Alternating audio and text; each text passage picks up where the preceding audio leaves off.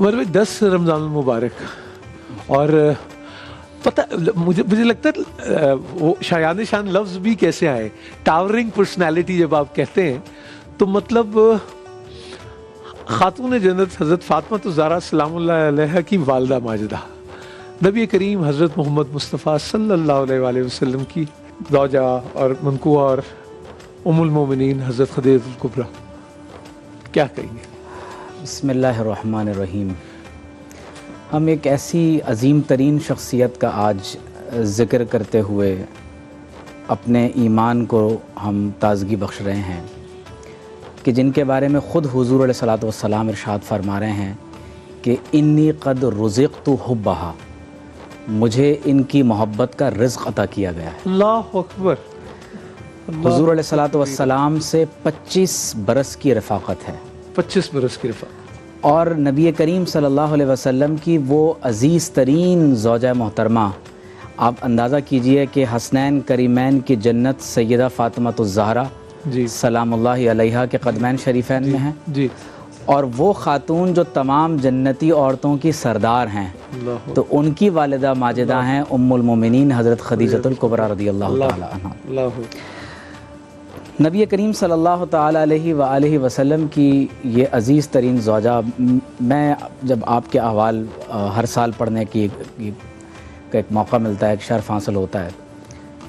تو میں یہ سوچ رہا تھا کہ جب ہم ان کا تذکرہ کرتے ہیں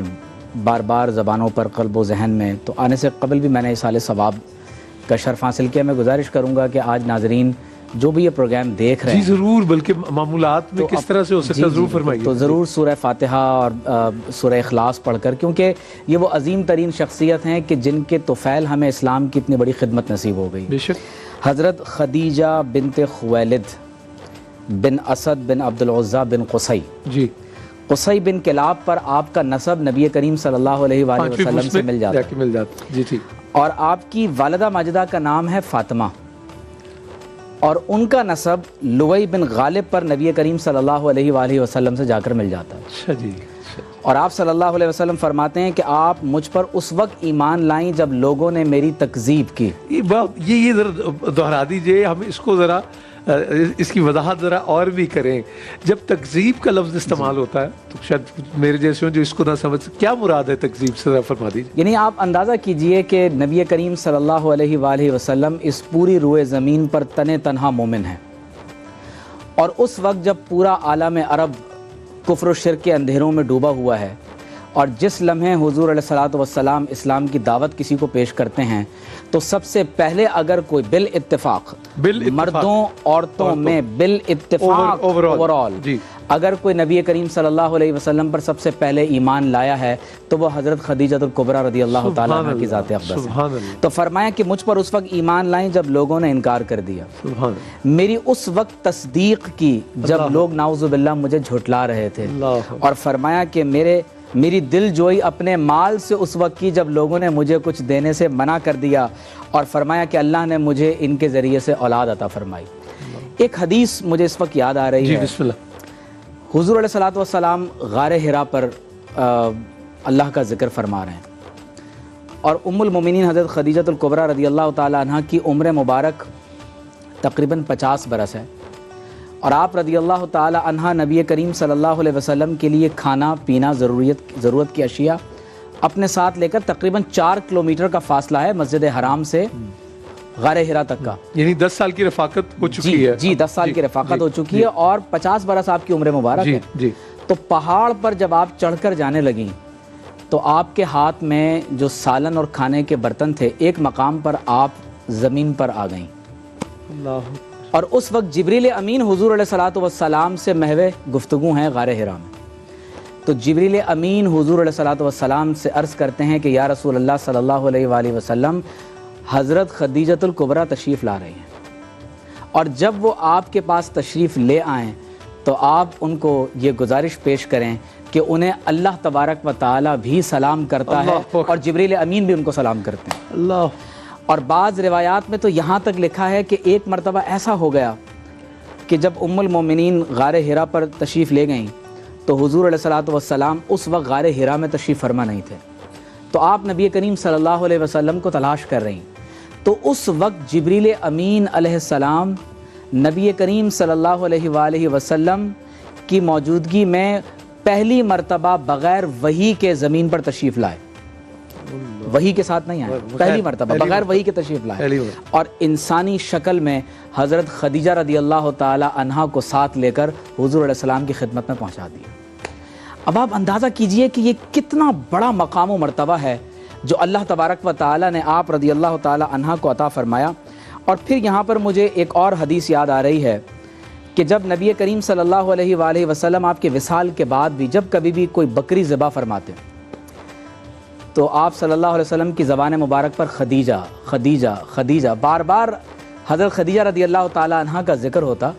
تو ایک دن ام المومنین حضرت عائشہ صدیقہ رضی اللہ تعالی عنہا نے جو حضور علیہ السلام سے ان کی محبت تھی اس غیرت میں عرض کیا کہ یا رسول اللہ صلی اللہ علیہ وسلم آپ ہر وقت ان کا ذکر فرماتے ہیں. تو حضور علیہ السلام نے فرمایا کہ جو مقام و مرتبہ ان کا ہے وہ انہی کا ہے, وہ انہی کا ہے, کسی کا نہیں ہے, جو ان کا ہے انہی کا. اور پھر اس وقت یہ لفظ ارشاد فرمایا کہ اللہ نے مجھے ان کی محبت کا رزق عطا فرمایا. اللہ. اور یہاں پر میں ایک واقعہ ذکر کروں اور یہ بات بھی کہ اس وقت میرا ساتھ دیا, اس وقت میرا ساتھ دیا جب سب نے میرا انکار کیا.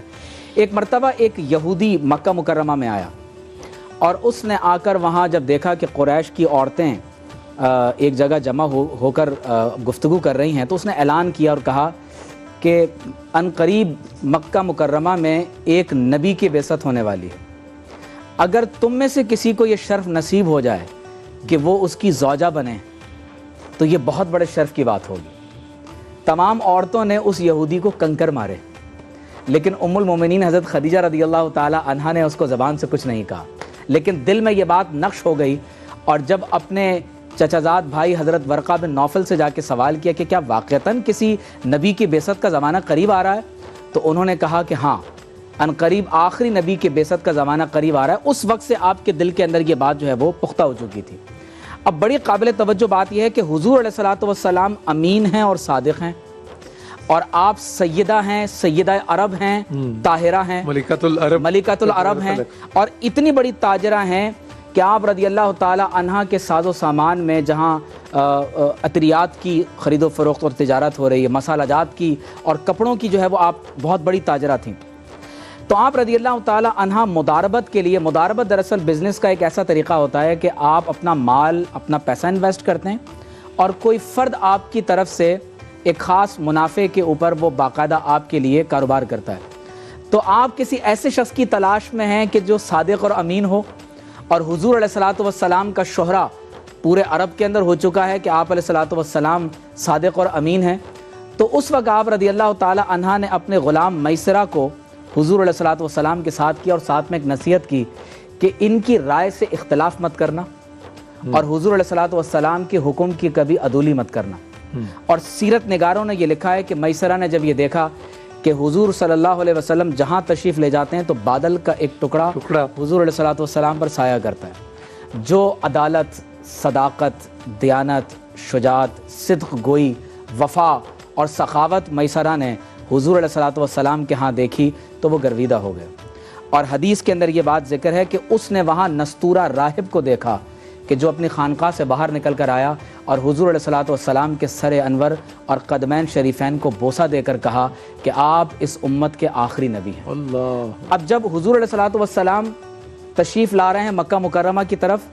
تو حضرت خدیجہ رضی اللہ تعالی عنہا اپنے گھر مبارک کے بالائی حصے سے یہ منظر دیکھ رہی ہیں کہ آپ صلی اللہ علیہ وسلم پر ایک بادل سایہ کر رہا ہے. اب بڑی قابل توجہ بات ہے,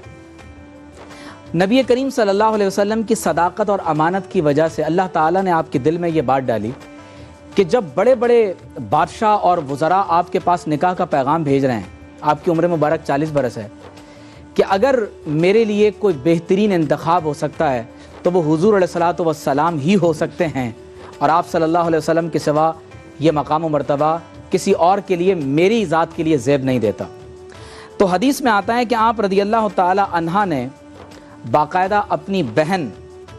حضرت حالہ اور اپنی دوست نفیسہ کے ذریعے حضرت عمار بن یاسر رضی اللہ تعالیٰ عنہ کو پیغام بھجوایا. حضرت عمار بن یاسر رضی اللہ تعالیٰ عنہ کہ کیا آپ کے صاحب حضرت خدیجہ رضی اللہ تعالیٰ عنہ سے نکاح کرنا چاہتے ہیں. اور جب یہ بات حضرت ابو طالب رضی اللہ تعالیٰ عنہ کو پہنچی تو حضرت ابو طالب رضی اللہ تعالیٰ عنہ خود نبی کریم صلی اللہ علیہ وآلہ وسلم کا نکاح کا پیغام لے کر آپ کے چچا حضرت عمرو بن اسد رضی اللہ تعالیٰ عنہ کے ہاں تشریف لے گئے، اور بڑی قابل توجہ بات ہے کہ وہ نکاح کا پیغام مقبول ہوا، اور اس وقت حضور علیہ الصلوۃ والسلام اور حضرت خدیجہ رضی اللہ تعالیٰ عنہا کا نکاح کا خطبہ حضرت ابو طالب رضی اللہ تعالیٰ عنہ نے پڑھا، اللہ اکبر، اور مہر خود 500 درہم مقرر کیا۔ ہمارے ہاں لوگ سمجھتے ہیں کہ شاید مہر کوئی 5000 روپے یا 32 روپے آٹھانے ہیں، نہیں، جو آپ صلی اللہ علیہ وسلم کی ازواج مطہرات اور شہزادیوں کا مہر تھا وہ 500 درہم، اور ایک درہم 2.975 گرام چاندی کا ہوتا ہے، تو 500 درہم جو ہے وہ مہر مقرر کیا گیا۔ اور مجھے اس وقت کی بات یاد آ رہی ہے کہ حضرت ابو طالب رضی اللہ تعالیٰ عنہ نے اس خطبے میں حضور علیہ الصلوۃ والسلام کی نعت کہی، اس پر تو جی وہ بلکہ تاریخ کی شاید پہلی نعت اگر وہ کہا جائے۔ نبی کریم حضرت محمد مصطفیٰ صلی اللہ علیہ وسلم کی عمر 25 برس ہے، حضرت خدیجہ الکبریٰ سلام اللہ علیہ کی عمر 40 برس ہے، اور پیغام جو ہے وہ ادھر سے آتا ہے، جو بالعموم ہمارے یہ کہا جاتا ہے کہ یہ شرم نہیں آتی ہے۔ آپ کیا کہیں گے، اس کا تعلق ٹرائبل کلچر کے ساتھ ہے، یا اس میں کوئی ہمارے ممانعت ہے، یا ہم نے خود ہی سے یہ سوچ لیا ہے کہ جب آپ نکاح کا کوئی ارادہ کریں تو کیا اس کے لیے ہمیشہ جسے ہم کہتے ہیں لڑکے والوں کی طرف سے یا لڑکی والوں کی طرف سے فرما دیجیے؟ دیکھیے، حضرت سیدہ خدیجۃ الکبریٰ رضی اللہ تعالیٰ عنہ کی پوری حیات طیبہ ہمارے لیے ایک رول ماڈل ہے۔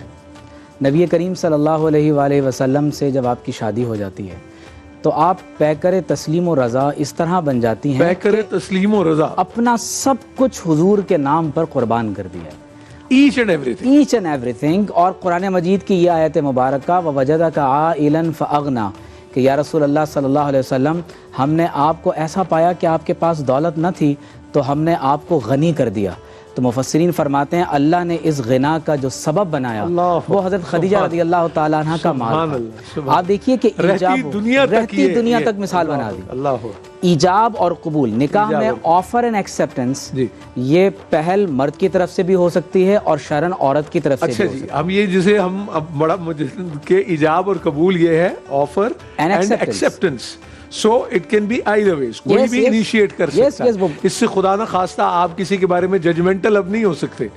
جیسے ہمارے کہتے ہیں کہ شرم نہیں آتی ہے بات، یا تم تو لڑکی والے ہو، تم لوگوں نے کیسے، مطلب ایک اچھا خیال کسی کی طرف سے بھی آئے تو اس میں آگے بڑھا جا سکتا ہے، اس میں کوئی ایسی وہ قباحت نہیں۔ نور بھائی، حضور علیہ الصلوۃ والسلام اور امہات المومنین کا ایک ایک عمل وہ ہمارے لیے اب قیامت تک کے لیے مشعل راہ بن گیا۔ بے شک۔ اب آپ دیکھیے کہ آپ کی اولاد امجاد نکاح کے بعد جی، حضرت سیدہ زینب، حضرت سیدہ رقیہ، حضرت سیدہ ام کلثوم، حضرت سیدہ فاطمہ رضی اللہ تعالی عنہن اجمعین، اور بیٹوں میں حضرت قاسم، حضرت طاہر، حضرت طیب، اور بعض روایات میں ہے کہ طیب ہی حضرت طاہر کا ہی دراصل لقب ہے۔ اور جب حضرت قاسم کا بچپن میں ہی وصال ہو گیا تو ام المومنین حضرت خدیجہ رضی اللہ تعالی عنہ ان کو دودھ پلا رہی تھیں، تو آپ صلی اللہ علیہ وسلم نے ارشاد فرمایا کہ یہ اپنی دودھ کی مدت اب جنت میں پوری کریں گے، تو آپ کو صبر نہیں آ رہا تھا، تو نبی کریم صلی اللہ علیہ وسلم نے فرمایا کہ اے خدیجہ، اگر آپ کہیں تو میں آپ کو قاسم کی آواز جنت میں سنا دوں؟ تو آپ نے عرض کی کہ نہیں یا رسول اللہ، آپ نے جو فرمایا میں نے آپ کی بات کی تصدیق کر دی، آمنا و صدقنا۔ پھر آپ دیکھیے کہ جب حضور علیہ الصلوۃ والسلام ان کے گھر تشریف لے گئے، یعنی یہ آقا علیہ الصلوۃ والسلام نے آپ کے گھر مبارک کو شرف بخشا ہے، اور مکتبۃ مکۃ المکرمہ جہاں آپ صلی اللہ علیہ وسلم کی جائے ولادت ہے، مجھے متعدد بار وہاں اندر حاضری کا شرف ہوا، اور ابھی کعبہ شریف کا ذکر ہوا،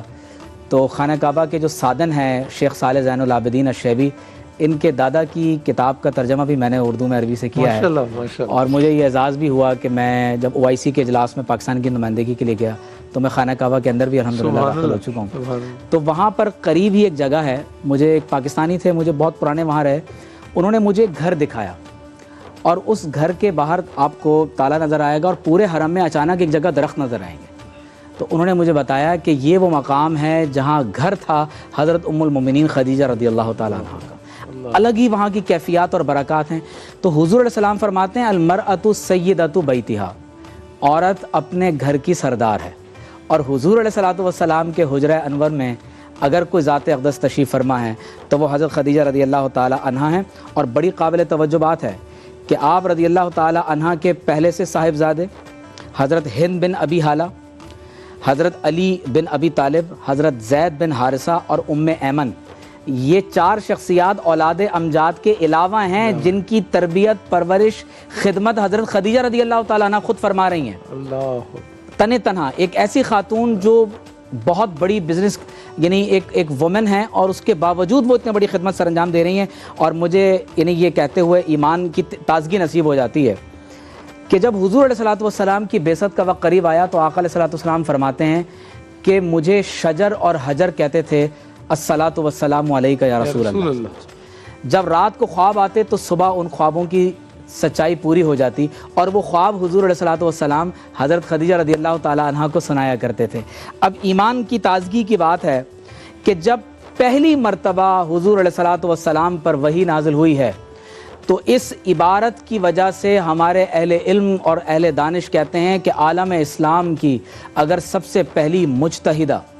سب سے پہلی فقیہہ، سب سے پہلی کوئی عالمہ ہے تو وہ حضرت خدیجہ رضی اللہ تعالی عنہا ہیں۔ جب حضور علیہ الصلوۃ والسلام نے اپنی کیفیت بیان کی تو آپ عرض کرتی ہیں کہ یا رسول اللہ صلی اللہ علیہ وسلم، آپ صلہ رحمی فرماتے ہیں، رشتوں کو جوڑتے ہیں، آپ صلی اللہ علیہ وسلم کمزوروں کی مدد کرتے ہیں، تنگ دستوں کو نوازتے ہیں، مہمانوں کی مہمان نوازی کرتے ہیں، اور غریبوں کے آپ ملجا و ماوا ہیں، بیواؤں کا ٹھکانہ ہیں، اور ان عادات و اطوار اور حسن خلق کی وجہ سے کہتی ہیں اللہ تبارک و تعالیٰ آپ کو کبھی ضائع نہیں ہونے دے گا۔ یہ ذرا دہرا دیجئے خوبیاں، ہم اس کو نا یہ ذرا ایک بنا لیں اپنا، تو ذرا یہ بتا دیجئے کیا کیا آپ صلی اللہ علیہ وسلم صلہ رحمی فرماتے ہیں، رشتوں کو جوڑتے ہیں، ٹھیک، کمزوروں کی مدد کرتے ہیں، تنگ دستوں کو نوازتے ہیں، مہمانوں کی مہمان نوازی کرتے ہیں، مصیبت میں لوگوں کی مدد کرتے ہیں، ہمیشہ سچ بولتے ہیں، امانت اختیار کرتے ہیں، اللہ تبارک و تعالیٰ آپ کو کبھی نقصان نہیں پہنچائے۔ اب سب سے پہلی مسلمان خاتون ہیں، اول المسلمین، حضرت ام المومنین خدیجہ رضی اللہ تعالی عنہا، اور جبریل امین نے جب پہلی مرتبہ حضور علیہ السلام کی خدمت میں حاضر ہو کر وضو کر کے دکھایا، نماز پڑھ کر دکھائی، تو اس وقت حضور علیہ الصلوۃ والسلام معلم ہیں، اور سیکھنے والی حضرت ام المومنین خدیجہ الکبریٰ رضی اللہ تعالی عنہا ہیں، اور ایک نمازی حضور علیہ الصلوۃ والسلام ہیں، اور جماعت میں پیچھے 2 مقتدی ہیں، ایک ام المومنین خدیجہ الکبریٰ اور دوسرے علی المرتضیٰ رضی اللہ عنہ۔ یہ پوری دنیا میں صرف 3 نمازی ہیں۔ سبحان اللہ۔ اور کیا مطلب ہے کہ خوبصورت منظر ہے کہ شیب ابی طالب میں جب 3 سال مقاطعہ ہوا ہے، اس وقت جو خواتین کے پروگرام دیکھ رہے ہیں وہاں چلیں گے میرے بھائی، بہت ضرور، لیکن میں 2 باتیں آپ سے، ایک تو فوری ہی چاہوں گا، بہت اب یہ سننے میں آیا کیونکہ اب یہ سوشل میڈیا اور سارا وہ آپ کو ملٹیپلیکیشن کہ جی اس پر بھی کوشچن ہونا شروع ہو گیا کہ جی غار حرا کے متعلق جو واقعات ہیں وہ صحیح ہیں، ان کی صحت ہے کہ نہیں، یہ تو بنا لیا اور یہ سارا، اور وہ بڑے عالم لوگ اس طرح کی بات کرتے نظر آتے ہیں، اور وہ کہتے ہیں کہ نہیں یہ تو یہ گھڑ لیا گیا۔ آپ اس کے بارے میں کیا کہیں گے کیٹیگوریکلی؟ آپ ایک نور بھائی، اس میں کیٹیگوریکلی میں 2 باتیں عرض کروں گا۔ نمبر 1 یہ کہ اس کا ذکر صحیح احادیث طیبہ میں ہے، اگر آپ بخاری اور مسلم سے لے کر جمی کتب کو اٹھا کر دیکھیں تو غار حرا کا وہاں ذکر موجود ہے۔ دوسری بات یہ ہے کہ کچھ حقائق دینیاں وہ ہیں جن کی تصدیق آپ کو عالم حقیقت میں بھی ہوتی ہے، مثلا خانہ کعبہ تو وہ مکہ مکرمہ میں ہے، حجر اسود وہ خانہ کعبہ میں لگا ہوا ہے، مقام ابراہیم کہاں ہے پوری دنیا کو معلوم ہے، یہ ہے تو پوری دنیا کے مسلمان جانتے ہیں کہ غار حرا کہاں ہے۔ تو لہٰذا یہ کہہ دینا یہ محض حماقت کے سوا اور کچھ نہیں ہو سکتا۔ جب حضور علیہ الصلوۃ والسلام کی احادیث طیبہ میں یہ بات موجود ہو گئی اور وہ حقیقتاً وہ غار موجود ہے، مجھے خود وہاں حاضری کا شرف عطا ہوا ہے، اور یقین جانیں کہ اس پہاڑ کا ذرہ ذرہ آپ کو پکار کر کہے گا محمد